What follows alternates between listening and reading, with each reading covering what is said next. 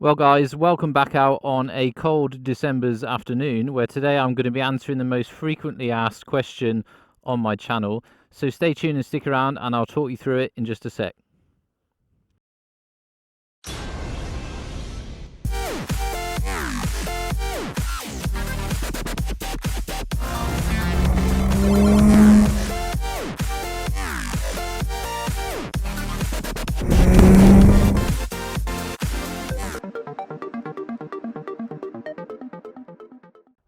So the most frequently asked question on my channel is regarding my soft luggage, where it's from, what I use it for, what do I carry when I go away on tour. I was going to do it an altogether video of what the luggage is, where I got it, and everything that I take with me when I go away on tour, but that's probably going to be a bit too long-winded. So I'll take you through later on in another video of what exactly I carry with me when I go away on tour. But this is how I set the bike up as it is now. So I've got the hard bags on.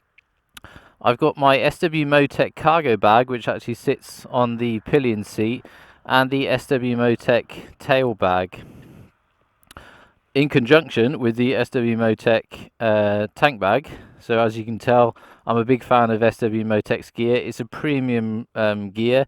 I'm more into the sort of soft luggage idea of things rather than hard luggage and top boxes. I don't really like top boxes that much. I find I can pack the bike better as it is now than if I use a top box. You know, everybody has their own preferences. This is how I do it.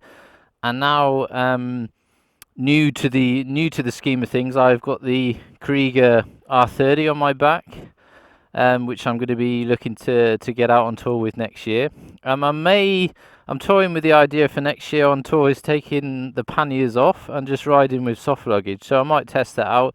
I always like to chop and change where I can ride the bike best, but the best bit of kit and where it's positioned is the cargo bag that I got here, that it's sat on the pillion seat, because when you sit on the bike, you can actually use this as a backrest.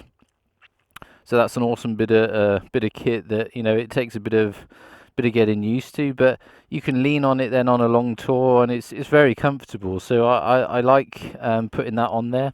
Even if I don't use the tail bag on some shorter tours, I'll put that on the pillion seat anyway, even though I've got a rear rack on, just so I can lean on it. So here we have the cargo bag that I've got here. It's actually ratcheted or held on by 4 straps, 2 on the front and 2 on the rear.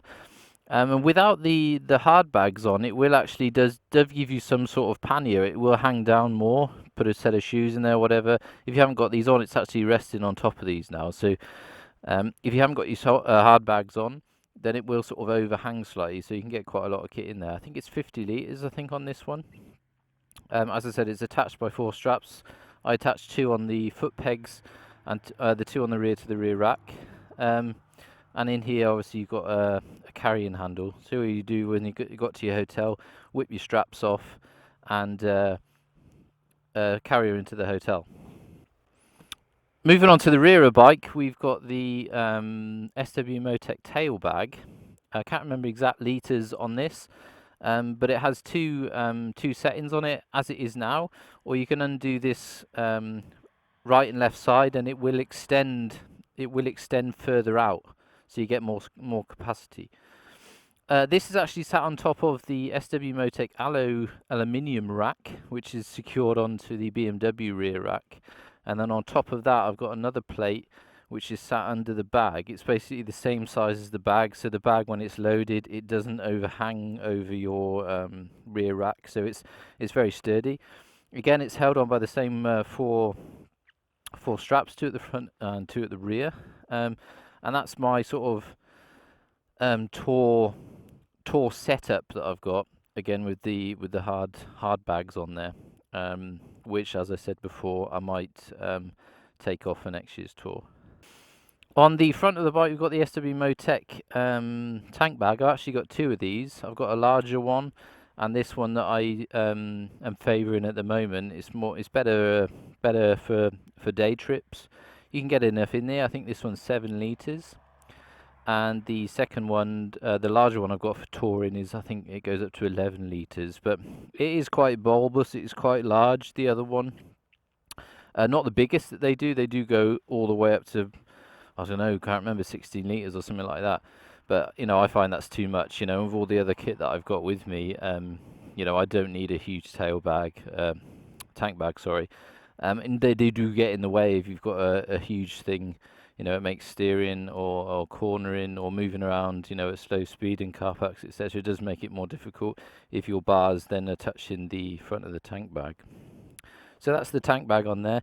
This kit is absolutely amazing kit. As I said before, it's premium kit, and I treat it with a product that I've got at home which seals it. It does each bag does come with waterproof rain covers. This one is an outer shell, so you put it on the outside, but the two bags, it's a waterproof inner shell, so the outer shell will get wet, but everything else will stay dry inside. But I do then go one step further, and with my kit that's inside the bags, I then go another layer of waterproof, and I use canoe bags. So I put all my clothes and everything into a further waterproof bag, just to give me that extra security. But I do treat the outer fabric with a sealant, so the water does just run off. It doesn't soak into the bag.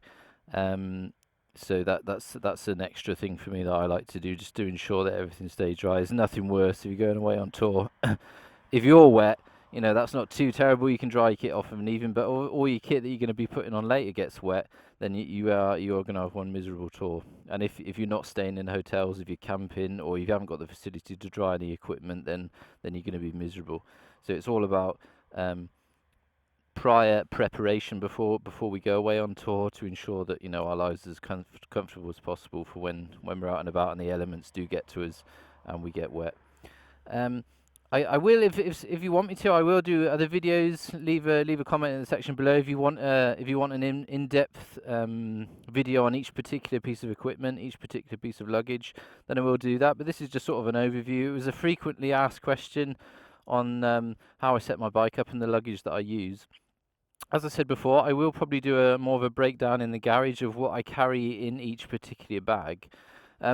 It's not particularly important on these two bags. I generally have just clothes, jackets, and shoes, etc. And in my panniers, in my hard bags, I then tend to use, maybe I might carry a bit of fuel. I definitely carry tools, puncture repair kits, a compressor which runs over the bike's electrics.